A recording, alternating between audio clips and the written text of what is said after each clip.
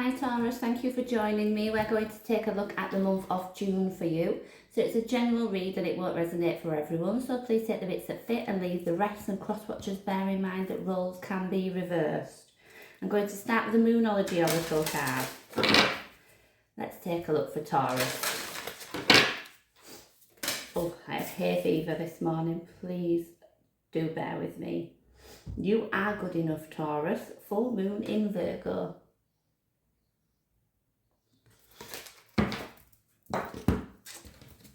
Okay, so I'm going to draw 4 cards and I am going to clarify.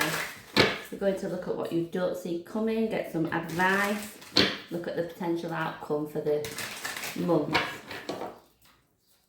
Taurus then. The Tower.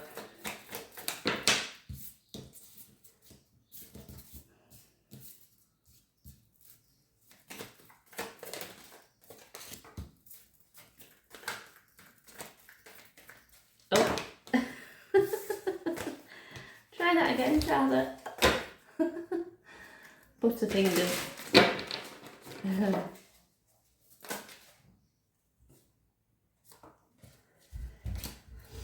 Okay, we have the 10 of Wands as the overall energy for the reading. Okay, I'm already sensing with this card, we're getting the sunshine after the storm. The Tower's coming in for what you don't see coming. This could be some form of epiphany. I am getting more of a wake-up call, but you know, regardless, the Tower does come along, shakes things up. It can feel quite chaotic, really unsettling. But what you need to know is the Sun, and that is telling me that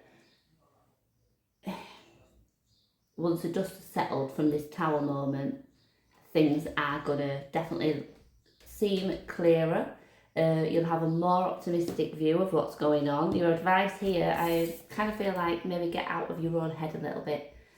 There's a sense of feeling stuck here, and it's a reminder, I think, that you're not as stuck in a situation as you feel like you are.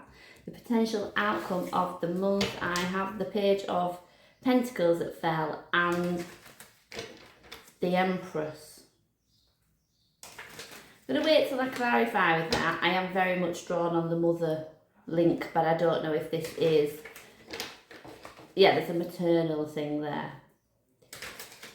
but I feel like this is involving a child, maybe that's already with us, a young person. Feeling lots of heaviness, burden at the minute, I would say, with the 10 of Wands there. Let's clarify then. This all feels a little bit heavy, Taurus, I'm not going to lie. Let's look at the Tower. Why is the Tower here for Taurus? Oh. 4 of Swords and the Hermit. This feels a little bit like, if this is not something that's happening, this is what you don't see coming, this feels a little bit like what you're catastrophizing. Because I aren't picking up any of energy here other than your own. 4 of Wands, no, 4 of Swords and the Hermit. This is like, I think needing to, this is a card that suggests you need to settle your mind. You might need to just pull away from things, take some time to yourself. The Hermit, all this work's done in isolation, in solitude, seeking answers. I just feel like my mind is so busy. I am getting a sense of I've often speak about manifesting, and people think that manifesting just comes to, you know, it's just about the positive things, and it's not. If we are living in low vibrations and have a pessimistic view of things, we can attract that kind of stuff as well. Let me keep moving through, but there's definitely a message here, I think, to get out of your own head. So what you need to know, the Sun. This could be some kind of truth coming, you know, that kind of puts you in the picture, fully in the picture.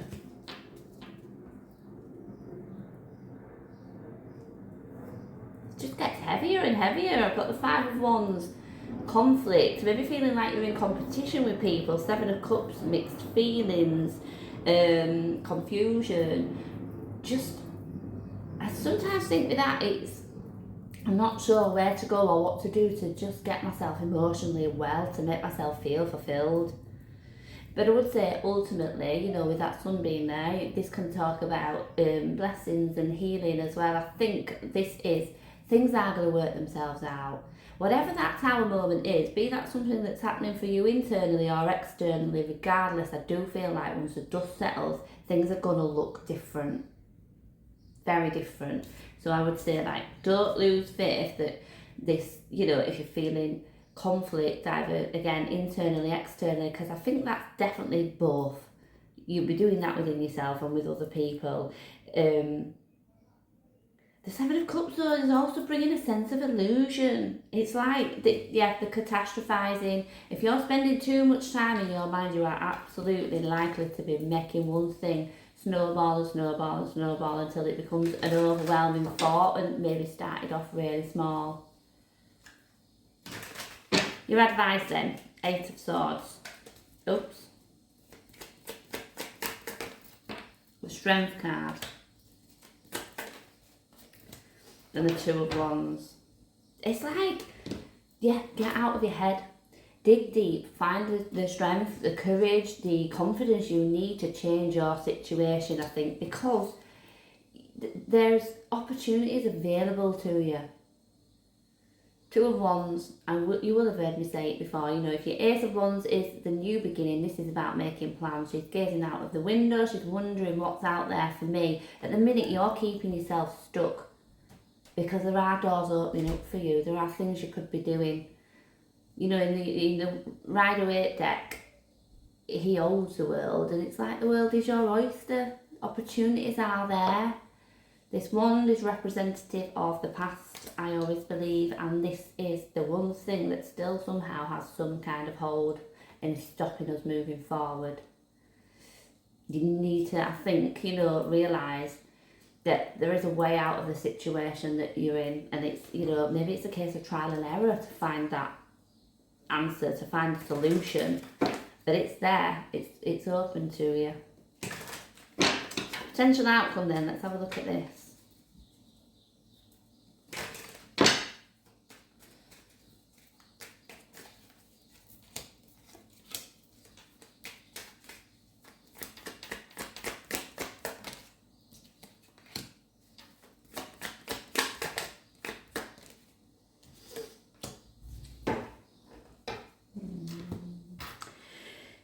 I'm getting some really, it's miscommunication, I think.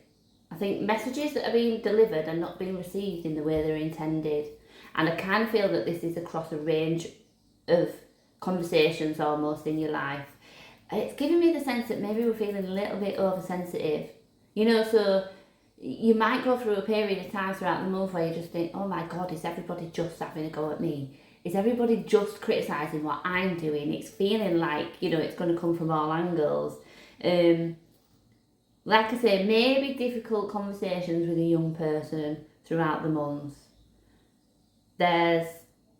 You're potentially going to receive a text message that's going to upset you. And I don't know if this is, it feels like a hard truth. And again, that could be the thing that kind of brings on this Tower moment. And it's like, oh, I don't like that. That makes me feel terrible. You know, this is falling to pieces. Everything's going wrong.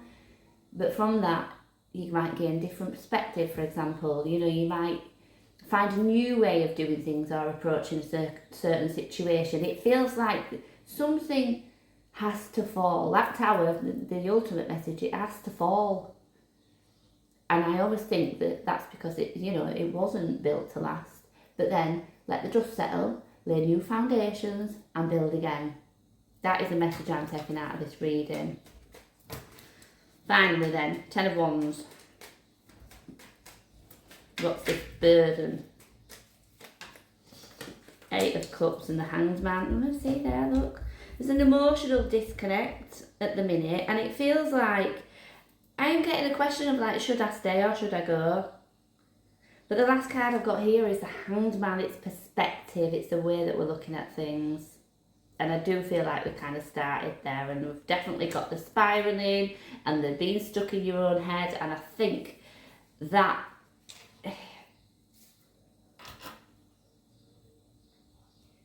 maybe, you know, with the Eight of Cups, this sense of an emotional disconnect.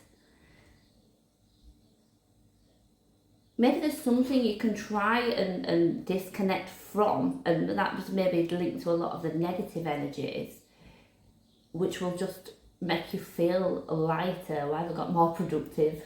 I don't know. Might make something more productive, run a bit smoother. I don't know. I do feel like that's the case, but there's a heavy weight basically that you're carrying that I feel like you can drop. Okay, so I'll leave that there for you. Don't forget the first message, Taurus. You are good enough. Okay. I hope you can take something from that, and thank you for joining me.